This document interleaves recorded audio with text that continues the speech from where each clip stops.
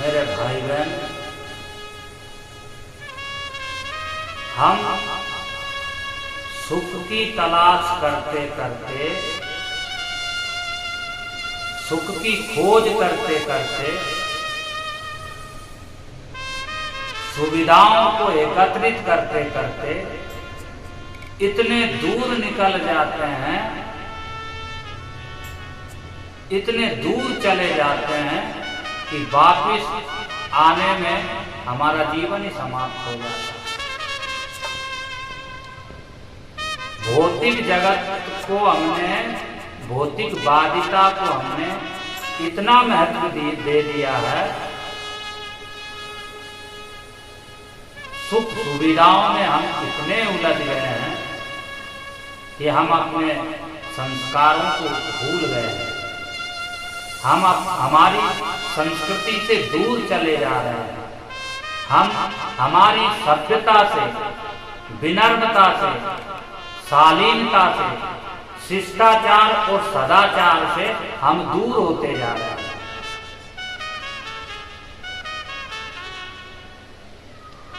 अरे सुख साधनों में नहीं है, सुख साधना में है। सुख पदार्थों में नहीं है, सुख हरि का सुमरण करने में, भगवान का भजन करने में, भगवान का स्मरण, चिंतन और मनन करने में है।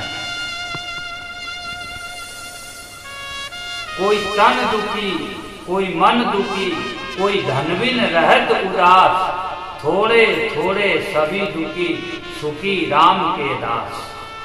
जो भगवान के दास है, जो भगवान के दास हो गए हैं, जो भगवान में अपने मन को लगा लिए हैं, देखिए वो कितने सुखी रहते हैं।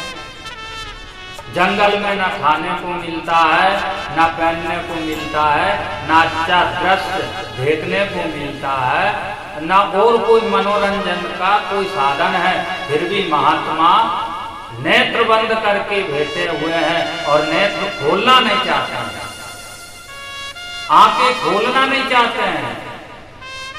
ऐसा क्या मिल गया उनको, या ऐसी कौन सी वो चीज है, ऐसा कौन सा पदार्थ है जिसमें वो इतने मग्न हैं, इतने एकाग्र है, इतने डूबे हुए हैं कि नेत्र नहीं खोलना चाहते हैं।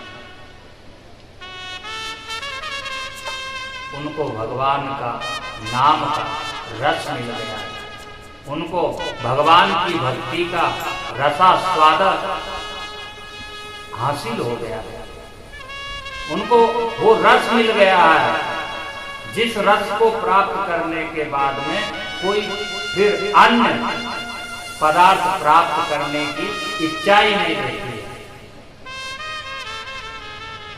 और हम हर समय रोते रहते हैं, हम हर समय परेशान रहते हैं, हम संसारी लोग हमेशा उदास रहते हैं,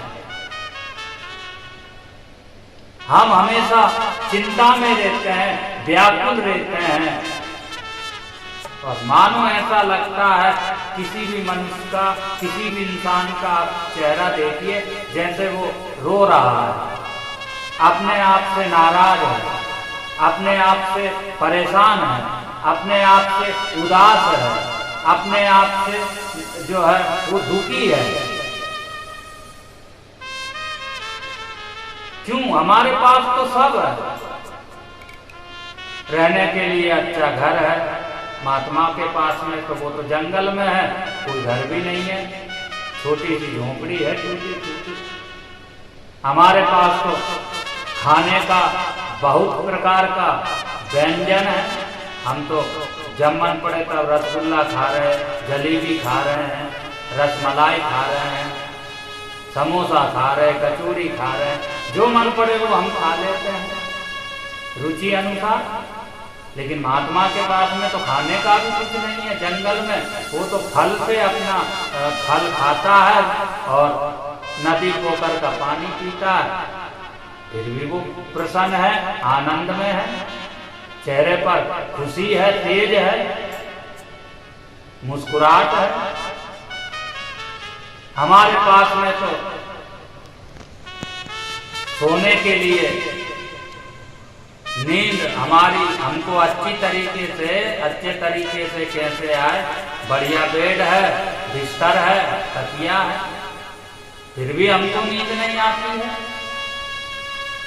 महात्मा के पास तो कुछ भी नहीं है, जमीन पे सो जाते हैं, घास भूस बिछा करके वृक्षों के छाल और पत्ते बिछा के मस्त सो जाते हैं और खर्राटे की नींद आती है निश्चिंत होके। हमारे पास खाने का सब कुछ है, फिर भी हमको भूख नहीं लगती है। थोड़ा बहुत कुछ खाते हैं तो पचाने की समस्या है कि ये भोजन पचेगा कैसे।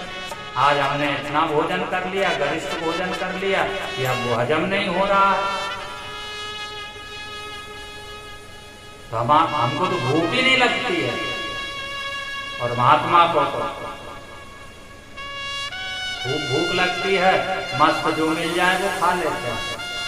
हमारे तो खाने में बहुत सारे नखरे हैं कि आज ये नहीं खाएंगे, वो नहीं खाएंगे, ये नखरे हैं हमारे, क्योंकि हमको भूख ही नहीं है। इन सब बातों से ये सिद्ध होता है कि हम जब हमारे पास में कुछ नहीं था तो चैन की नींद आती थी, खूब प्रसन्न होकर सोते थे और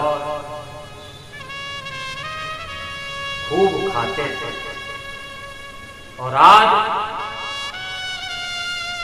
धीरे धीरे हमारे पास में राजाओं जैसा महल बन गया, सब साधनों की भरमार है हमारे घर में। हमारे पास में बैंक है, बैलेंस है, भौतिक जगत की सब सुविधाएं हैं,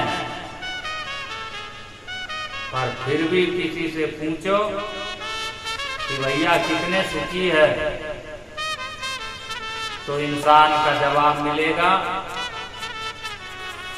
कि जब पहले कुछ नहीं था तो मस्त सोते थे और बिना दवाई के सोते थे और आराम से जो मन पड़े वो खा करके सो जाते थे। जैसे जैसे साधन बढ़े, जैसे जैसे सुविधाएं बढ़ी, जैसे जैसे भौतिक जगत के हमारे पास में यंत्र आते गए, हमारा शरीर रोगों का घर बन गया, मस्तिष्क तनाव और चिंताओं का पिटारा बन गया। इससे ये सिद्ध होता है मेरे भाई बहन कि हरि की शरण में आइए, भगवान का स्मरण कीजिए, भजन कीजिए। भजन बिना सपने में भी आप सुखी नहीं हो सकते। भगवान का भजन किए बिना आप कभी संतुष्ट नहीं रह सकते हैं। इसलिए भगवान के आश्रित रहिए, हर सुख सुविधा सब अर्जित करिए। संसार में आए हैं तो सब जरूरी है, लेकिन सबसे जरूरी चीज है, सबसे महत्वपूर्ण बात है, इसको नहीं भूलना चाहिए कि संसार में हम सब कुछ करते हुए भगवान का भजन करें, भगवान का चिंतन करें, भगवान का स्मरण करें।